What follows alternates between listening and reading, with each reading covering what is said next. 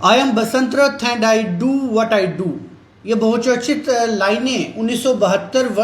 वर्ष में जन्मे 2000 बैच के आईपीएस अधिकारी बसंत रथ की बहुत ही ज़्यादा चर्चित हुई थी, क्योंकि अपने पूरे 20 साल के कार्यकाल में उनका विवादों के साथ चोली दामन का साथ रहा है। आखिरकार बसंत रथ ने इस बात पर फैसला किया है कि उन्हें अपनी नौकरी से रिजाइन देकर या वॉलंटरी रिटायरमेंट लेकर उन्हें सियासत की तरफ बढ़ना चाहिए, क्योंकि उन्हें लगता है कि सियासत में उन्हें ज़्यादा विश्वास बहाली हो सकती है। उन्होंने कल यानी 25 जुलाई 2022 को सुबह तड़के करीब 4:20 पर अपना ये रेजिग्नेशन फाइल किया और इस रेजिग्नेशन में उन्होंने लिखा कि I wish to resign from the Indian police service in order to be able to participate in electoral politics. यानी लोकतंत्र में उनका पूरा विश्वास है, लेकिन हम आपको उनकी पूरी 20 वर्ष के जो कार्यकाल है उसके बीच में उनका ये आईपीएस का सफ़र किस तरह से रहा वो आपको बताना ज़रूर चाहेंगे। आखिर क्या उन्हें ज़रूरत पड़ी कि उन्हें आईपीएस से रिज़ाइन देना पड़ा, या फिर उन्होंने वॉलंटरी रिटायरमेंट लेने का फैसला किया, इसके पीछे की मानसिकता या वजह क्या थी, वो भी आपके साथ साझा करेंगे। ऐसा इसीलिए भी माना जा रहा है क्योंकि यदि थिंक टैंकर्स का माने तो बसंत रथ को करीब पिछले 2 सालों से सस्पेंशन पर है। आज से ठीक 2 साल पहले 8 जुलाई 2020 को मिनिस्ट्री ऑफ होम अफेयर्स की तरफ से उन्हें इसलिए निलंबित किया गया क्योंकि मिनिस्ट्री ऑफ होम अफेयर्स ऐसा मानती थी कि repeated instances of gross misconduct and misbehaviour की वजह से उन्हें उनके पद से निलंबित किया जाता है। तब से लेकर अभी तक बसंत रथ जो हैं वो लगातार निलंबित हैं और 2 साल का वक्फा होने के बाद अब शायद उन्हें लग रहा है कि उन्हें राजनीति की तरफ रुख जरूर कर लेना चाहिए। 8 जुलाई 2020 को उन्हें निलंबित इसलिए किया गया था क्योंकि करीब 2 हफ्ते पहले जो उन्हें सिलसिलेवार जो उन्होंने विवाद शुरू किए थे उसी की बनिस्बत उन्हें 8 जुलाई 2020 को अपने निलंबन का जो दृश्य है वो देखना पड़ा। आपको बता दें कि 8 जुलाई 2020 से करीब 2 हफ्ते पहले उन्होंने सोशल मीडिया पर अपने ही डीजीपी दिलबाग सिंह के खिलाफ एक सोशल मीडिया वेव स्टार्ट की, जिसमें उन्होंने सीधे तौर से डीजीपी को तंज कसना शुरू कर दिया। यह बात करीब 12 जून 2020 की है, जब उन्होंने सबसे पहले ट्वीट किया। तब के तत्कालीन डीजीपी जो कि मौजूदा समय में भी डीजीपी है दिलबाग सिंह, उनके खिलाफ उन्होंने ट्वीट किया और अपना पहला ट्वीट उन्होंने लिखा, hi Dilbagh Singh, can I call you Dillu? Are you the one who owns 50 kanals of land in Saror near the dental college? उनके इस ट्वीट करने के बाद लगातार उनके खिलाफ जो वेव है वो शुरू हो गई और दूसरा आम जनता जो है वो 2 आईपीएस को सोशल मीडिया पर लड़ता हुआ देख रही थी, तो ये बहुत ज़्यादा चर्चा का विषय भी बन गया। इसके बाद करीब 26 जो हमारे डीजीपी दिलबाग सिंह हैं उन्होंने भी इस ट्वीट का बखूबी जवाब दिया और एक व्हाट्सएप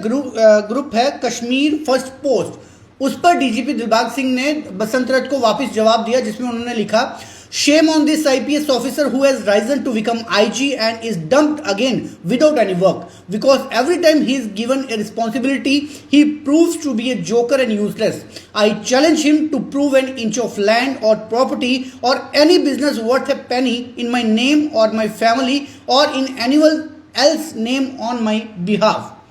तो इस ट्वीट पर और इस रसाकशी के बीच में ये आईपीएस और वर्सेस आईपीएस मामला जो है वो बढ़ता गया और इस बीच 26 जून 2020 को बसंत रथ ने एक बार फिर से सोशल मीडिया पर वो आए और उन्होंने एक लिखित कंप्लेंट जो है वो भी साझा की, जिसमें उन्होंने गांधीनगर पुलिस स्टेशन में एक लिखित शिकायत दर्ज की डीजीपी दिलबाग सिंह के खिलाफ। उस लेटर में उन्होंने लिखा कि उन्हें एक थ्रेट परसेप्शन है और उनकी सेफ्टी, रेपुटेशन, लाइफ और लिबर्टी को खतरा है दिलबाग सिंह से। और ये लेटर उन्होंने न केवल police station Gandhinagar police station में दी, बल्कि वहां पर लिखा कि फिलहाल इसे एफआईआर दर्ज करने की आवश्यकता नहीं है, लेकिन यदि मुझे कुछ होता है या मेरे साथ कुछ मिसबिहेव या मिसहैपनिंग होती है तो मेरी इस लेटर को बतौर एक शिकायत लिखा जाए और एफआईआर दर्ज करवा दी जाए। यही लेटर जो है वो बसंत रथ ने तत्कालीन जो चीफ सेक्रेटरी थे बीवीआर सुब्रमण्यम स्वामी उन्हें भी ये लेटर जो है वो लिखी, जिसके बाद ये मामला और ज़्यादा गर्मा गया और आखिरकार डीजीपी दिलबाग सिंह ने भी एक पत्र जो है वो मिनिस्ट्री ऑफ होम अफेयर्स को लिखा कि ये आईपीएस अधिकारी जो है वो लगातार तंज कसते जा रहा है और मिसबिहेव जो है वो अपनी ही फ्रेटर्निटी में कर रहा है, जिसके फलस्वरूप मिनिस्ट्री ऑफ होम अफेयर्स ने एक कार्रवाई की और अपनी जांच के बाद उन्होंने 8 जुलाई 2020 को आईपीएस अधिकारी बसंत रथ को निलंबित कर दिया। हालांकि इसके बाद भी बसंत रथ जो है वो सोशल मीडिया पर एक्टिव रहे और दिलबाग सिंह के अलावा 4 अन्य उनके साथियों के खिलाफ भी उन्होंने तंज कसना जारी रखा, जिसके बाद उनके जो अन्य डीजीपी के अलावा जो अन्य लोग थे जिन पर बसंत रथ लगातार सोशल मीडिया के जरिए तंज कस रहे थे, उन्होंने ये मामला कोर्ट में लिया और कोर्ट ने आखिरकार 12 जुलाई 2020 को बसंत रथ को ये डायरेक्शन दी कि आप डेरोगेटरी रिमार्क्स जो है वो सोशल मीडिया पर नहीं दे सकते। तो ये मामला जो है ये पूरा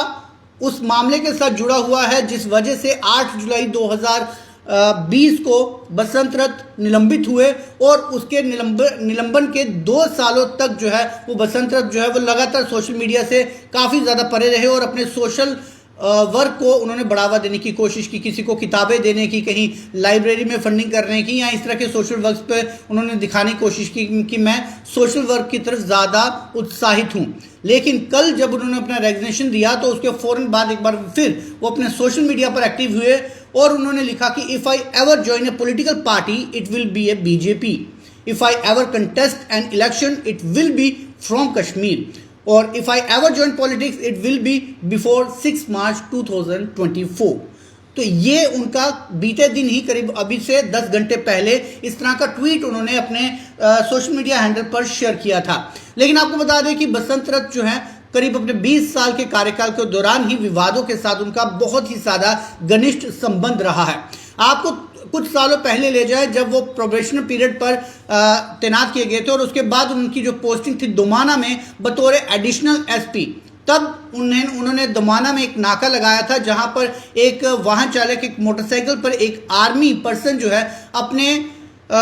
जो नाबालिग भाई के साथ उस नाके से क्रॉस कर रहा था। जैसे ही उसने ये नाका देखा कि पुलिस का नाका लगाया तो वो थोड़ा सा हड़कंप गया, थोड़ा घबरा गया और उसने वहां से अपनी बाइक जो है वो तेज गति में निकालने की कोशिश की, जिस पर एडिशनल एसपी बसंत रथ ने अपने साथी कांस्टेबल को फायर करने के आदेश दे दिए और इस पूरी घटना में उस नाबालिग लड़के की मृत्यु हो गई थी। हालांकि ये मामला काफ़ी चर्चा में आया, काफ़ी लोगों को गुस्सा भी था, लेकिन उसके बाद भी आखिरकार 2012 में जम्मू कश्मीर सरकार ने उन्हें एक तोहफा देते हुए बतौर एसएसपी जम्मू का पदभार उन्हें दिया और बतौर एसएसपी जम्मू उन्होंने कई विवादों को जन्म दिया। हालांकि उस दौरान ये माना जाता था कि क्राइम के खिलाफ एसएसपी बसंत रथ ने काफ़ी कुछ किया और इसी चीज़ को लेकर 2012 के ही मई महीने में नागर सिंह मामला जो है वो काफ़ी ज़्यादा प्रकाश में आया। आपको बता दें कि उस समय नागर सिंह मामले में एक सीडी जो है जो उनके द्वारा इंटेरोगेशन करने का एक वीडियो थी वो भी बहुत ज़्यादा वायरल की गई और उसके बाद हालांकि मामला कोर्ट में गया और कोर्ट के बाद उस सारी वीडियो को भी जो है उसे हर सोशल मीडिया प्लेटफॉर्म से हटा दिया गया। लेकिन ये कड़ी भी कहीं जुड़ती है, मैं इस वीडियो के अंत में आपको ज़रूर बताऊंगा कि ये कड़ी कहाँ पर जुड़ती है। बतौर एसएसपी अपनी सेवाएं देने के बाद जब बसंत रथ जो है वो प्रमोट हुए, डीआईजी बने और डीआईजी में उन्होंने होमगार्ड में उन्हें डीआईजी बनाया गया और इस दौरान भी करीब 2 साल के कार्यकाल में डीआईजी के दौरान इस तरह से सूत्रों का मानना है कि उन्होंने काफ़ी ज़्यादा कोशिशें की कि उन्हें जम्मू कश्मीर में प्राइम पोस्टिंग जो है वो कहीं पे दी जाए, लेकिन ऐसा नहीं हुआ। उस समय की सरकारों ने क्या उनकी विचारधारा थी, किस वजह से उन्होंने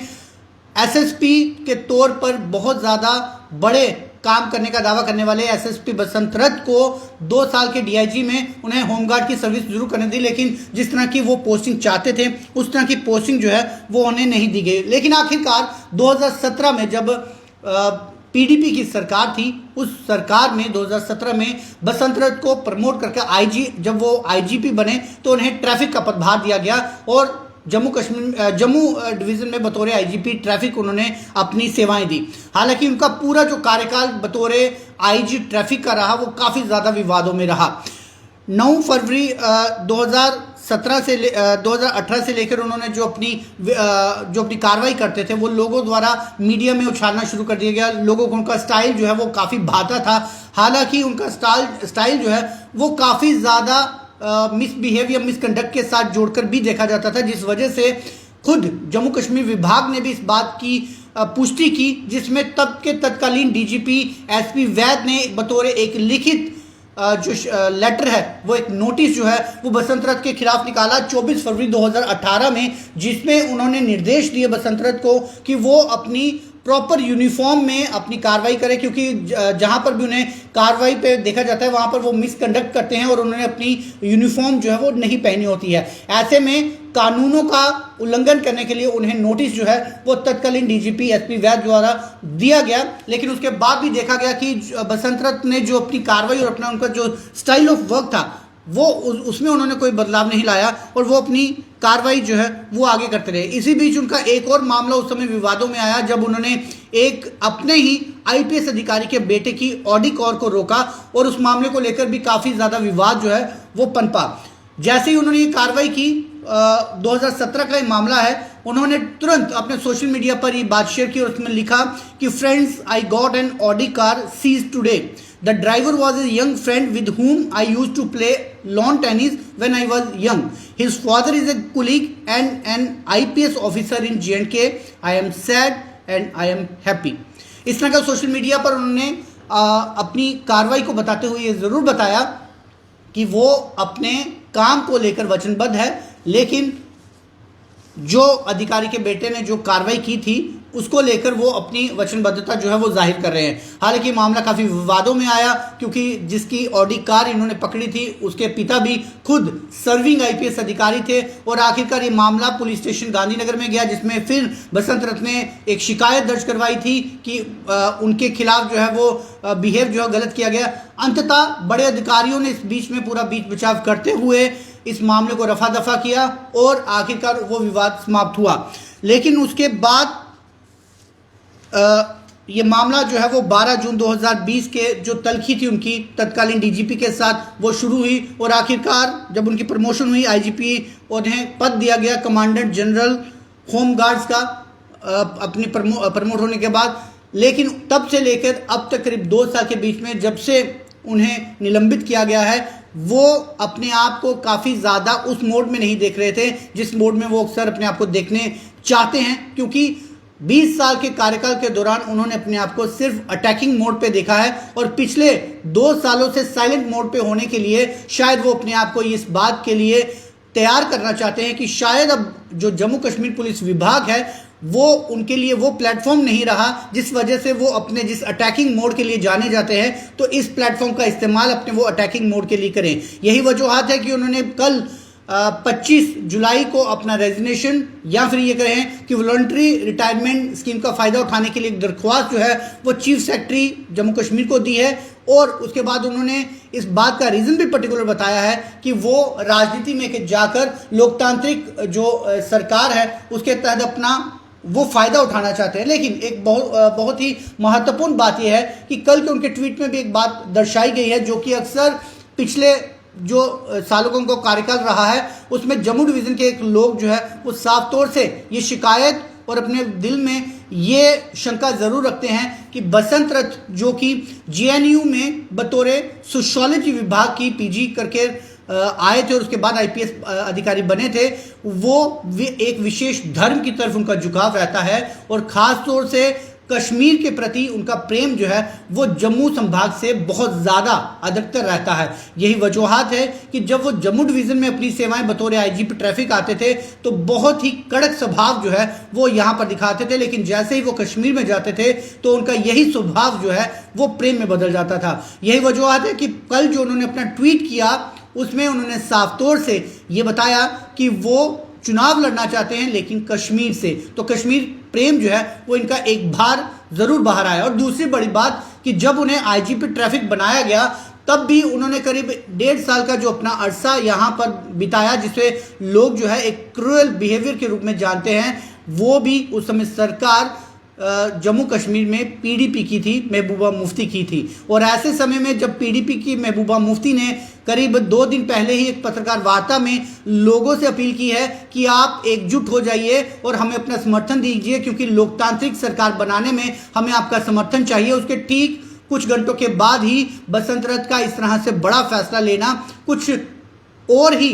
बू जैसी जो है वो इन खबरों में ज़रूर आ रही है। और दूसरी बड़ी बात, क्या जनता, जम्मू कश्मीर की जनता इस बात से संतुष्ट हो पाएगी कि जो अधिकारी अपने 20 साल के कार्यकाल के दौरान एक एक्शन मोड और काफ़ी ज़्यादा क्रूएल्टी भरे बिहेवियर के रूप में जाना जाता है,